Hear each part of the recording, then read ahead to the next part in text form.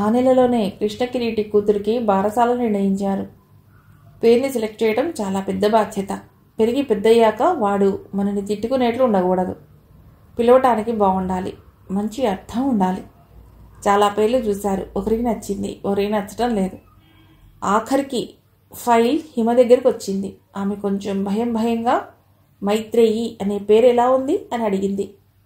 అబ్బా, చాలా బాగుంది. మా ఇద్దరికీ స్నేహం అంటే ఇష్టం. దానికి తగ్గట్టు ఉంది పేరు. అదే పడదాం. ఏం జయంతి? నాకు నచ్చింది. ఇంకేం, అదే పడదాం. మొత్తానికి హిమ, రాజు చిన్నవాడికి దగ్గరలో గల గుడికి వెళ్ళి వినయ్ అని వాడికి పేరు పెట్టారు. హిమకి ఆనందంగా ఉంది. తను అనుకున్న పేర్లు తన ఆత్మీయుల పిల్లలకైనా పెట్టినందుకు. ఆ మధ్యాహ్నం రాజు, హిమ హోటల్లో భోంచేశారు. ఆ రోజు ఆదివారం. హిమ రాత్రి తీసుకున్న నిర్ణయాలతో హుషారుగా నిద్రలేచింది. తయారై కొన్ని వస్తువులు కొని రాజు గదికి బయలుదేరింది. లంచ్కి రావటం లేదని యాదమ్మకు చెప్పేసింది. ఈమె వెళ్లేసరికి రాజు రూంలోనే ఉన్నాడు, గిన్నెలు తోముతూ. లే రాజు, నేను చూస్తాను. పర్వాలేదు, అయిపోయింది. తను చెప్పినా అతడు వినడని హిమ పాలు కాచి గది ఊడ్చి మిగతా పనులు చక్కబెట్టింది. మరోసారైతే ఆమెకి ఏదో ఇబ్బందిగా ఉండేది. ఇప్పుడు తన నిర్ణయం ఆమెకు సంతృప్తినిచ్చి ఇదంతా సహజం అనిపిస్తోంది. రాజుకి ఇబ్బందిగా ఉంది. ఎప్పుడూ తను అందమైన సాయం సంధ్యాలు గడిపేవారు. అలాంటిది ఆమె వచ్చినప్పుడల్లా ఇలా పనిచేయటం బాగోలేదు. సండే హాయిగా రెస్ట్ తీసుకోక ఎందుకు హిమ ఇదంతా? ఆమె మాట్లాడుతూనే వినయ్ని ఆడిస్తూనే వంట చేసింది. ఆమె అలా గృహిణిగా పనిచేస్తుంటే చూడటానికి బాగున్నా, శ్రీమంతుల ఇంట్లో పుట్టిన ఆమె ఇలా కార్ షెడ్లో ఉండటం బాగోలేదు. సండే కాబట్టే ఇంటి పని చేయాలి. నేను కాలేజీలో కూడా అంటుంటాను, అసలైన వర్కింగ్ డే సండే అని. రాజు ఇంతసేపటికి నవ్వాడు. అహమ్మయ్యా, అలా నవ్వుతుండు. హిమ గట్టిగా ఊపిరి పీల్చుకుంది. తను చెప్పాలనుకున్న మాటలకి ధైర్యం కూడా కట్టుకుంటోంది. రాజు, నేను ఒక మాట చెప్తాను, ఏమీ అనుకోవుగా. నువ్వు చేసిన పని ఏం బాగోలేదు. ఈ సరుకులన్నీ కొని తేవటం ఎందుకు? హిమ కొంచెంసేపు మాట్లాడలేకపోయింది. నీకు తెలియదు రాజు, ఇవన్నీ ఆడవాళ్ల విషయాలు. నేను చెప్పేది అది కాదు. మనం పెళ్లి చేసుకుందాం. రాజు నిర్ఘాంతపోయాడు. నీకు మతిపోయిందా? నా పరిస్థితి తెలిసి ఇలా మాట్లాడుతున్నావు? తెలుసు కాబట్టే అడుగుతున్నాను. ఇప్పుడే మనం ఒకరికొకరు తోడుగా ఉండాలి. లేదు, ఇప్పుడు నా మనసు అందుకు సిద్ధంగా లేదు. అయినా నీకేం కర్మ రెండో పెళ్లి వాడిని చేసుకోవటానికి? రాజు మొహం తిప్పుకున్నాడు. ఏది, ఆ మాట నా వైపు తిరిగి చెప్పు. నిన్ను కాకపోతే మరో వ్యక్తిని చేసుకోవటం ఇష్టలేకనే కదా ఇంత దూరం వచ్చింది. అప్పుడు నా పరిస్థితి నీకు తెలీదు, ఇప్పుడు తెలిసిందిగా. తెలియకపోయినా నిన్ను తప్ప మరో వ్యక్తిని నా పక్కన ఊహించలేకనే కదా. వద్దు హిమ, నువ్వు నా సావాసంలో పొందిన దానికంటే పోగొట్టుకున్నదే ఎక్కువ. ఇంకా నీ జీవితం పాడు చేయలేను. నీ పరిచయంలో నేను ఏదో పోగొట్టుకున్నానని నీకు చెప్పానా? అసలు నువ్వు ఇలా ఎలా మాట్లాడగలుగుతున్నావు? రాజు ఏదో అనబోయాడు. ఆగు, నేను చెప్పేది విను. నన్ను పెళ్లి చేసుకోవటం వల్ల ఏదో నాకు నష్టం జరుగుతుందనుకుంటున్నావే. మరి నీకు పెళ్లి కాగానే నన్ను పెళ్లి చేసుకోమని చెప్పావా? గోపి పెళ్లికి శుభరేఖ వస్తే నా పెళ్ళేమో అని ఎందుకు కంగారు పడ్డా? రాజు దగ్గర దేనికి జవాబు లేదు. అతడు హిమను సూటిగా చూడలేక చూపులు తిప్పుకుంటున్నాడు. నిజంగా మనస్సాక్షిగా చెప్పు, నేను మరో మనిషికి సొంతమైతే నువ్వు భరించగలవా? హిమ, ప్లీజ్ అలా ఆవేశపడకు. నేనున్న పరిస్థితుల్లో ఏది మంచో ఏది చెడో ఆలోచించలేకపోతున్నాను. నిన్ను నా జీవితంలోకి ఆహ్వానించటం అన్నది నా బంగారు కల. ఈ ఏడాదిలో 2 మరణాలు దగ్గరగా చూసి మరో మతిలేని వాడితో బాధలు పడుతూ నిన్ను ఎలా చూసుకోగలను? మనిద్దరం ఒకే దగ్గర ఒకే బంధంతో ఉంటే నీ సమస్యలను నేను పంచుకోగలను. ఒకసారి నువ్వు పెళ్లి చేసుకుందామన్నావు, నేను వద్దన్నాను. ఆ క్షణం ఎటువంటిదో కళ్యాణ గడియ రాకుండా అయింది. కనీసం ఇప్పుడు నువ్వు వద్దనకు. రాజుకి ఈ ఆలోచనలు నచ్చటం లేదు. నిజానికి అతడికి మావయ్యను, వినయ్ని అక్కడే వదిలి హిమ చెయ్యి పుచ్చుకు పారిపోవాలనుంది. హిమ ఏదో అనబోయేలోపు, ఇదిగో రాజు, నీకు పిచ్చి హాస్పిటల్ నుండి ఫోన్. రాజు ఇంట్లోకి వెళ్ళాడు. 5 నిమిషాలు అయ్యాక రాజు తిరిగి వచ్చాడు. ఏం జరిగింది రాజు? మావయ్య హాస్పిటల్ నుండి పారిపోయాట. హిమ, నేను అర్జెంటుగా వెళ్ళాలి. భోజనం చేసేళ్ళు. ఇప్పుడు భోజనం ఏమిటి? అలా కాదు, ఫోన్ కాస్త ఆలస్యంగా వస్తే ఏం చేసేవాడివి? హిమ అతడికి భోజనం పెట్టింది. అతడు తిన్నాననిపించి లేచాడు. డబ్బు జేబులో పెట్టుకుని వెళ్ళిపోయాడు. హిమ అలా సాయంత్రం దాకా అక్కడే ఉండిపోయింది. వాడిపోయిన మొహంతో రాజు వచ్చాడు. హిమ చల్లని నీళ్లు తాగడానికి ఇచ్చింది. మావయ్య గారు ఎలా ఉన్నారు రాజు? వెతకగా దొరికాడు. కానీ దొరికే వరకు ఎంతో టెన్షన్. అబ్బా, భలే విసుగనిపించింది. పాపం, నీ సెలవంతా బోరుగానే గడిచింది. నువ్వు వాడిని ఇంటి వాళ్ళకి అప్పగించి వెళ్ళవలసింది. అది ఎలా కుదురుతుంది రాజు? వాళ్ళు సినిమాకి వెళ్ళినట్లున్నారు. నేను వినయ్ని దగ్గరలోని పార్క్ తీసుకెళ్ళాను. చాలా ఆనందపడ్డాడు. అన్నం వండి బాబుకి తినిపించాను. నేను ఇక బయలుదేరుతాను. పద, నిన్ను ఆటో ఎక్కించొస్తాను. హిమమ్మ, నీకు ఫోన్. యాదమ్మ వచ్చి చెప్పడంతో హిమ బంగ్లాలోకి వెళ్ళి ఫోన్ తీసుకుంది. అటుంచి రాజు. చెప్పు అంది హిమ. నేను మావయ్యని తీసుకుని మా ఊరు వెళ్ళిపోతున్నాను. నీకు చెప్పాలని ఫోన్ చేశాను. ఇంత సడన్గానా? నువ్వు నిన్న వెళ్ళాక ఆలోచిస్తే అదేనేమనిపిస్తోంది. ఆయన పిచ్చి ఇప్పట్లో తగ్గేలా లేదు. నేను ఊరు కాని ఊర్లో ఉండే అవస్థపడే కన్నా ఇంటికి వెళ్ళిపోవడమే మంచిదనిపిస్తోంది. మరి వినయ్ని ఏం చేస్తావు రాజు? మాతో పాటే వాడును. ఇంతంత దూరాల్లో తిరుగుతూ నేను వాడిని చూసుకోలేను. నువ్వు వెంటనే బయలుదేరుతున్నావా? లేదు, ఇంకా హాస్పిటల్లో పూర్తి చేయవలసిన ఫార్మాలిటీస్ ఉన్నాయి. మావయ్యను ట్రైన్లో తీసుకెళ్ళడం కష్టం కాబట్టి ఏదో కారు మాట్లాడాలి. శివరాంకి చెప్పనా నీకు హెల్ప్ చేయమని? వద్దొద్దు, వచ్చేటప్పుడు ఎవరు సాయం చేస్తారు? నేను మేనేజ్ చేయగలను. నీకు చెప్పకుండా వెళ్ళడం ఇష్టం లేక ఫోన్ చేశాను. సరే, వెళ్లే ముందు ఫోన్ చేయి. అలాగే, బహుశా బుధవారం బయలుదేరుతాం. హిమకి ఆ రోజంతా మనసు బాగలేదు. అతడు ఈ ఊరెందుకు వచ్చినట్టు, వాళ్ళ మావయ్య ఆరోగ్యం ఏ మార్పు చెందలేదు. ఎలా వచ్చిన వాళ్ళు అలాగే వెళ్ళిపోతున్నారు. ఆనాడు అబిట్స్లో వాన పడకపోయింటే వాళ్ళు ఇక్కడికి వచ్చారనే సంగతి కూడా తెలిసేది కాదు. జరిగిన సంఘటనలో తన ప్రమేయం ఉందా? ఎక్కడో తెలియకుండా తను హేమను శపించిందా? ఈ ఆలోచనతో హిమ ఉలిక్కిపడింది. లేదు, ఒకరిని శాపాలు పెట్టే స్థాయికి తన సంస్కారం దిగజారిపోలేదు. ఎంతసేపు తన దురదృష్టానికి ఏడ్చుకుందే గాని హేమలతను పొరపాటున కూడా తిట్టుకోలేదు. అయినా ఎందుకు ఇలా జరిగింది? భూషయ్య గారు ఏం కోరుకుని ఈ పని చేశాడో అర్థం కావటం లేదు. ఆలోచనలు పిచ్చి పిచ్చిగా సాగుతుంటే హిమ కంట్రోల్ చేయలేకపోతోంది.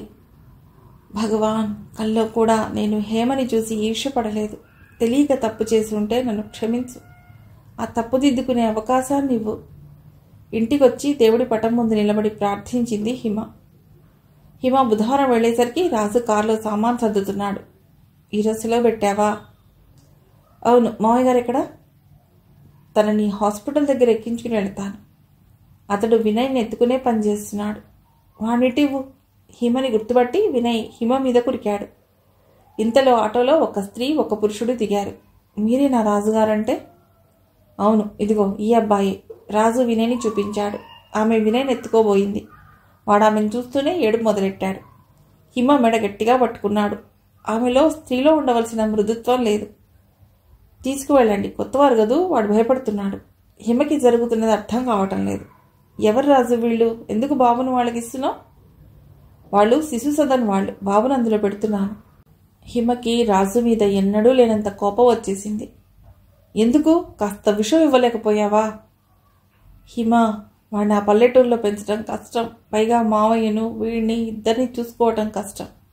నేను నెలకొకసారి వచ్చి చూస్తాను. వాడి చదువు కూడా వీళ్లే చూస్తామన్నారు. హిమకి రాజును తిట్టేయాలనుంది. అటు ఇంటి వాళ్ళు ఇటు పరాయి వాళ్ళు చూస్తుండగా ఏమనటానికి వీలుగా లేదు. మేడం, శ్రమ కలిగించినందుకు క్షమించండి. నేను ఆయనతో మాట్లాడాలి. మీరు బయలుదేరండి. వాళ్ళకి కాస్త కోపం వచ్చింది. ఇప్పుడు తిరిగి వెళ్ళాలంటే ఆటో కూడా దొరకదు. హిమ బ్యాగ్లో నుండి డబ్బు తీసిచ్చింది. వాళ్ళకి ఆటో దొరకదంటున్నారు కదా, కారులో దింపేవాళ్ళం కదా. హిమ కోపం కరిగిపోయి నవ్వొచ్చింది. నీకు ఈ సిటీలో ఉండే మోసాలు తెలియవు రాజు. వాళ్ళ బాధ ఆటో గురించి కాదు, డబ్బు గురించి. వాళ్ళు వినయ్ని చేర్చడం గురించి అడిగారా? వాడిని తీసుకువెడితే మాత్రం ఆటో దొరికేదా? అయినా వాడిని ఎవరిని అడిగి ఆ సదనంలో చేర్చుతున్నావు? హిమకి మళ్లీ కోపం వస్తుంది. ఎవరిని అడగాలి? ఎవరున్నారు? మేము, వసంత, శివరాం, నేను లేమా? రాజు, ఎందుకో నీకు మా సలహా సహాయం అవసరం లేదు. నేనే నీ చుట్టూ తిరుగుతున్నాను. నీకు సమస్యలున్నాయి, నేను కాదనటం లేదు. కానీ ఆ కష్టాలకి వీడు కారణం కాదు. వాడి మీద కోపం చూపిస్తావెందుకు? నాకేం కోపం లేదు హిమ. వాడిని ఎవరు చూస్తారు? ఆ ఊర్లో ఇంకా మావయ్య మీద ఎవరికి కోపం ఉందో, ఎవరు వీడిని ఏం చేస్తారో అని భయపడుతూ కాపలా కాయలేను. ఇక్కడ ఉంటే వాడి చదువు కూడా వాళ్లే బాధ్యత తీసుకుంటారు. ఇక మావయ్యని నన్ను ఏం చేస్తారో అనే బాధ లేదు. మేం పెద్దవాళ్ళం, అన్నీ ఆలోచించే ఈ సదనంలో జాయిన్ చేద్దాం అనుకున్నాను. నువ్వు వాళ్ళని పంపించేశావు. ఇప్పుడు వీడిని ఆ ఊరు తీసుకువెళితే ఎవరు చూస్తారు? నేను చూస్తాను. నువ్వా? పిల్లల్ని పెంచడం నీకేం తెలుసు? ఈమె కొంచెం హర్ట్ అయింది.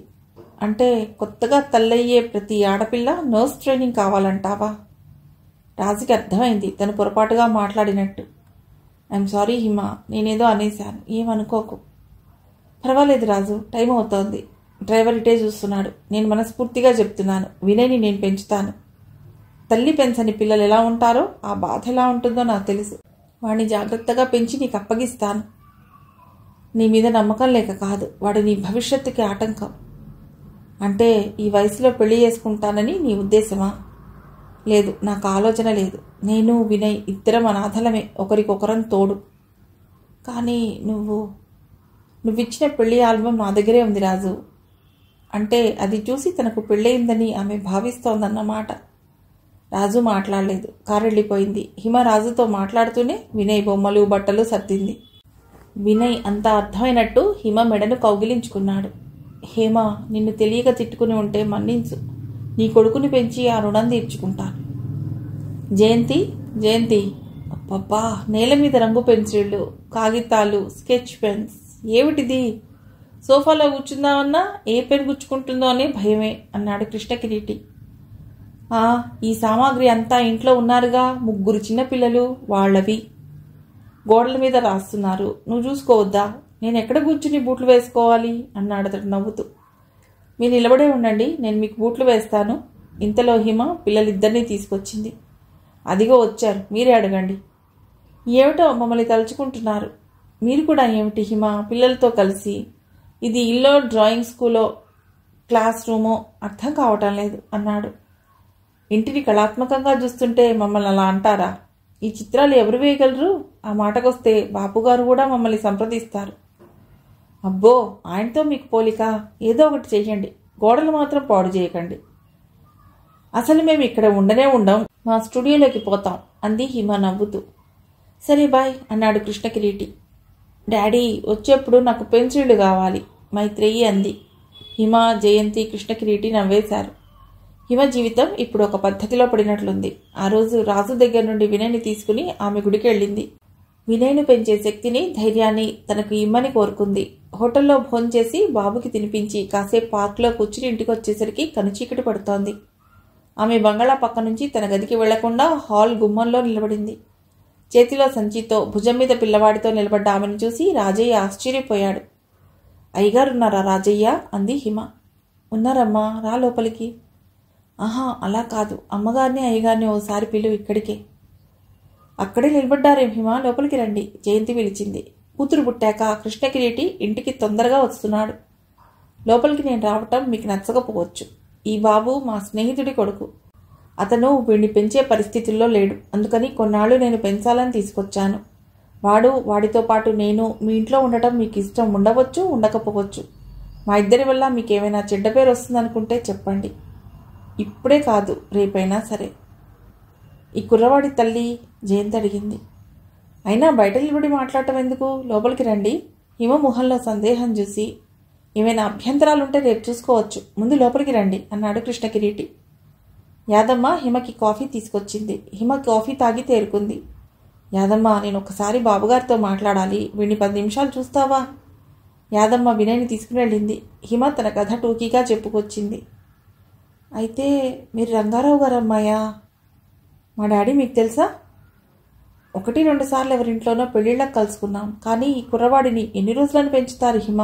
ఇది మీ జీవితకాలం బాధ్యత అయిపోతే నేనేం చేయలేను. తల్లి లేని వాడిని చూస్తూ చూస్తూ ఎలా సదనంలో వదిలేయను? నాకు మనసొప్పలేదు.